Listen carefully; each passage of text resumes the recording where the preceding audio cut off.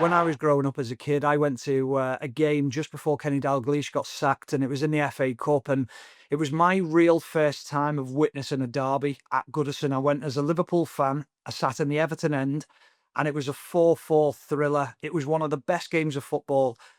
John Barnes scored an incredible goal with his right foot, and he was my hero growing up. And I ended up running on the pitch as a Liverpool fan, and then quickly realised I was on the pitch and needed to get back in my seat very, very quickly.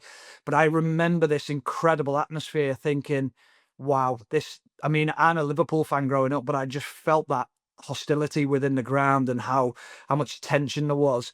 And then fast forward to my career, and suddenly I'm walking out at Goodison in a Liverpool shirt, and that atmosphere just came flooding back, and that tension.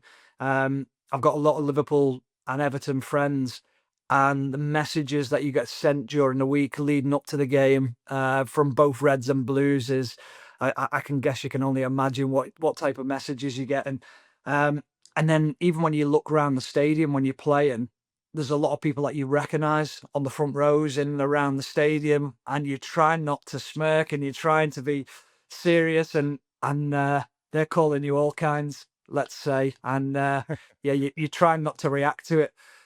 But as a Liverpool fan, to go to Goodison and to win a game at Goodison, that's the stuff that you dream of as a kid. And yeah, when you hear that Z Cars and you walk out and you know that anthem is so synonymous to Evertonians, and you're trying to quieten them Everton fans.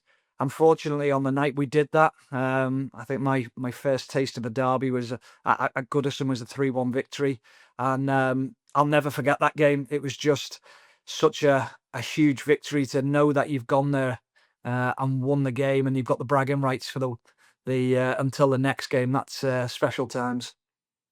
Yeah.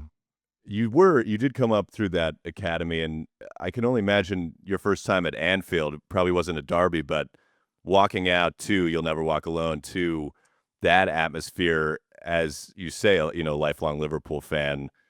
What is that sensation like wearing that red of Liverpool again, but at Anfield where, I mean, I can think of no bigger ground in the country really, in terms of the legacy, the history, the tradition.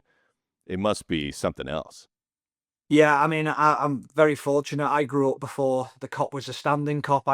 Before it was a seating cop. I used to stand on the cop, so I used to sing "You'll Never Walk Alone." So, again, to be able to sort of be able to put myself on the pitch and walk out, um, hairs on the back of the neck, tears in the eyes. It is everything that you dream of and everything that you want. And I think the hardest thing now is when I look back on my career is that I wish I'd have had it for longer. I wish I'd have embraced those moments more and took them in a little bit. And I think the more that you play, the little bit more you take them for granted. But then there are other times where there's pinch me moments where you think, wow, the noise in this stadium is just deafening. And there are certain games. I think what you have to understand about at Anfield is there's a lot of fans who go there and don't witness the special atmosphere.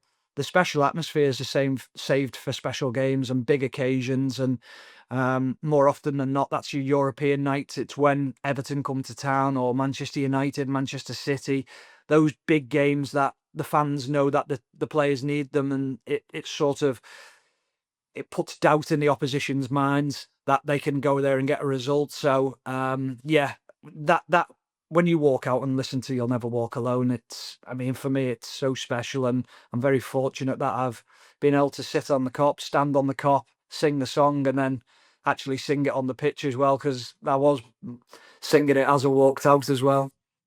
Yeah. Yeah, I talked to John Williams on this show, who's a historian of Liverpool and a Red himself, and he talks about how Anfield's always been a place where, as you say, on those big European nights, when Barcelona come to town and you're 3-0 down, the fans truly believe that they can make the difference. The 12th man has Yeah. become a cliche, but they really believe that they will change the outcome by being so unbelievably loud.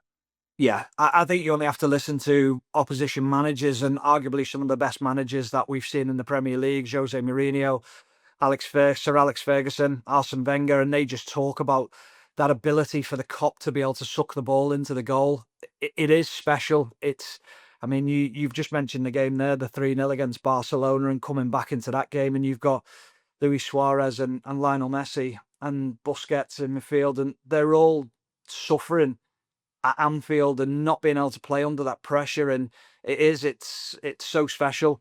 And I just hope that people at some point get to witness that special atmosphere, because I've been fortunate enough to hear it so many times, and I still get to hear it now because I work in the industry of commentating on games. But yeah, it is very, very special.